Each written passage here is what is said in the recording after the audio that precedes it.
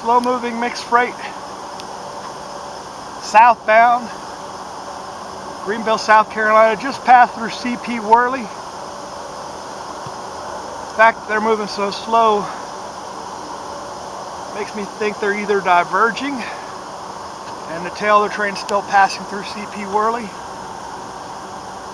or they're expecting a red at the North Greenville light and they were wanting to give the dispatcher time to set North Greenville so they can keep going.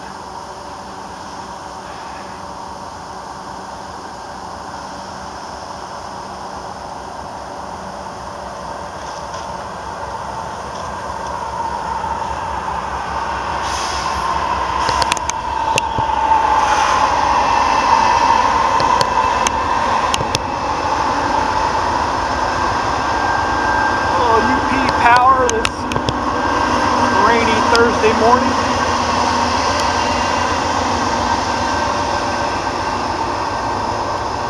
Looked like it said C44AC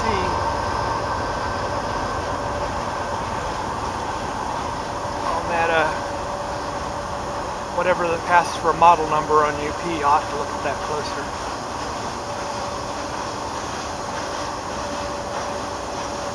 I'm not good at looking at an engine and telling you what it is by the way, by the shape of it. I read those little things they paint on there to tell you what the engine is.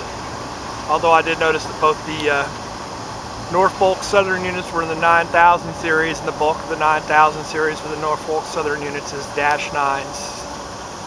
So they weren't at the extreme upper end of the numbering, or where it wouldn't have been a -9. I'm pretty sure that's what they were.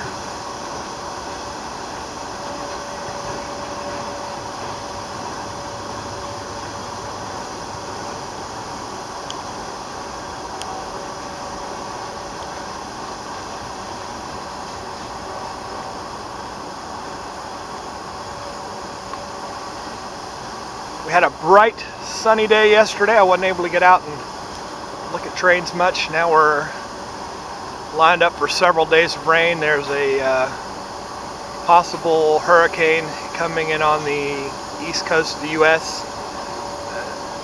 It's not going to hit South Carolina. It's actually going to come ashore. The projection I saw were for up around Virginia, but they were showing the bands of rain stretching all the way out, not just to Charlotte, not just to Greenville, South Carolina, where I am here, but all the way to Atlanta. They were going to get some rain out of this thing. So pretty wide storm, which isn't unusual for a hurricane, because you always have those, with that circulation, you always have those bands of thunder showers, and a lot of times if you're out in the outer areas like we are, you'll have a band of rain, then a band of clear, then a band of rain, then a band of clear. So don't look for it to be a total washout today. Hopefully we're just going through one of the first bands of rain, and we're actually going to have some nice sunshine today too.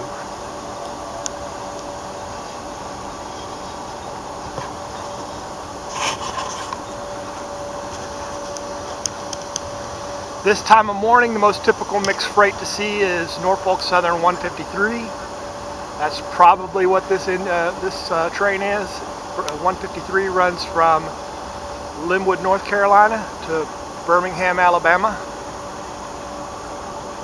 As is typical of mixed freight manifest trains in the 100 series, it's going to go from one classification yard to another classification yard. It doesn't mean there's not some places along the way that these things pick up or drop off. I'm not sure how often 153 stops in Greenville. It's every time they come through. They generally have stuff to pick up and drop off, or just sometimes. But them being over there on track 2, it does make it easier for them to get over the places where they would set off the cars in Greenville. So if they had been on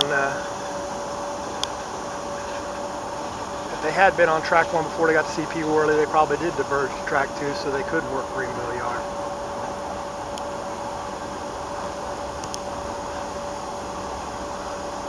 But it's just as likely that they just came in on track 2. When I did pass over the Pleasantburg Road Bridge that sees where you can see the signals at CP Worley this morning. It was set for diverging, but I'm pretty sure a train came through while I was getting my drink at the corner gas station before I headed into work, so that was probably the one to diverge. This is more than likely just been on track 2 since it got to the 2-track area up there where at Taylor's, where it goes from 1 track through the Taylor's area, then it's 2-tracked all the way through Greenville here. So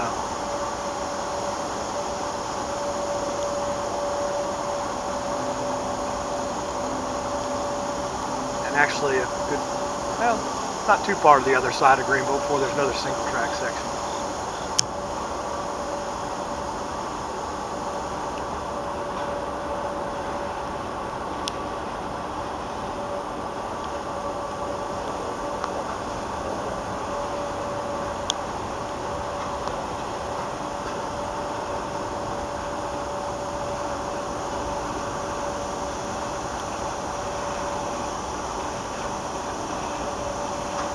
I mentioned being able to see the signals at CP Worley when I came over the bridge at Pleasantburg Road.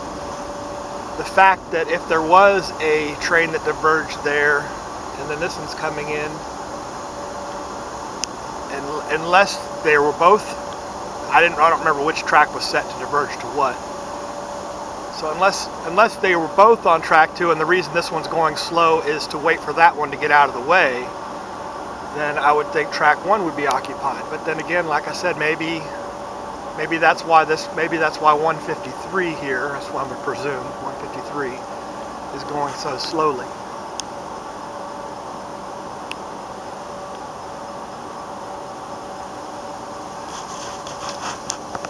TFM is a former railroad of Mexico.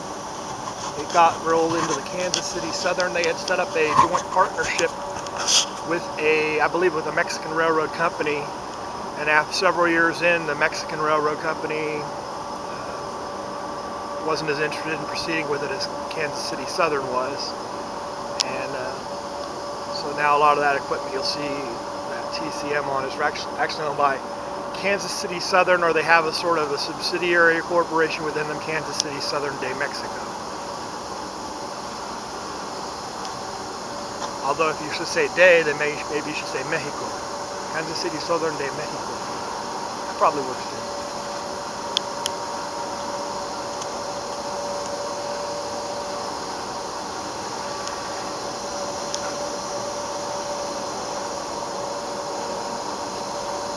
Well, if this thing is going to come to a complete stop, I can't wait around. I do have work to do.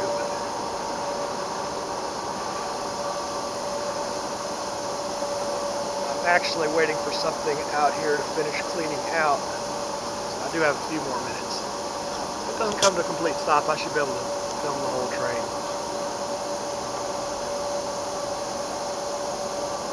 And if it does come to a complete stop, I can walk up towards the far end of the arch and possibly see the rest of the train, depending on how far they get before they come to a complete stop, because I'm pretty far into it by now.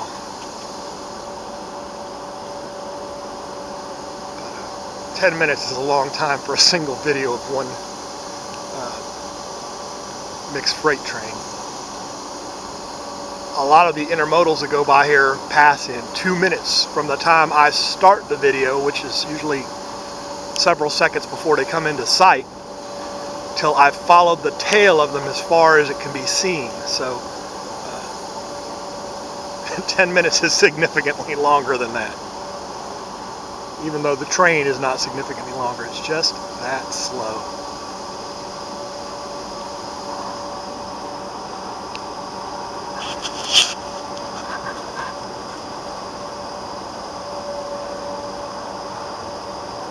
Looks to me like the speed might be picking back up, which may mean they got a green signal at North Greenville.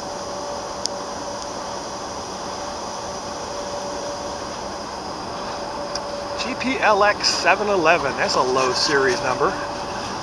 You see the type of outlets it has on the bottom are the top typically used by plastics industry rail cars. Hey, NDYX, look, got the caps off. That's not good. clean out your cars and you close up the caps so you can't leak anything. Now, you could actually see all the way through those pipes, so they're pretty clean, but I also was able to see there was a few pellets laying in the bottom of them too. There's another one with caps off. I was always told we get charged $50 per hatch we left open. I guess they don't tell that to all plastics companies. Let's look at how many caps are open on these plastics industry cars. That is a huge number of caps open. We usually don't see that. Most people are pretty good about closing their caps. You'll see one or two open. There was like 4 cars in a row that almost all the caps were open on. I had my camera turned up though, so I don't know if you saw it. Talked about it, but then I realized I was holding the camera the wrong way. That'll be frustrating.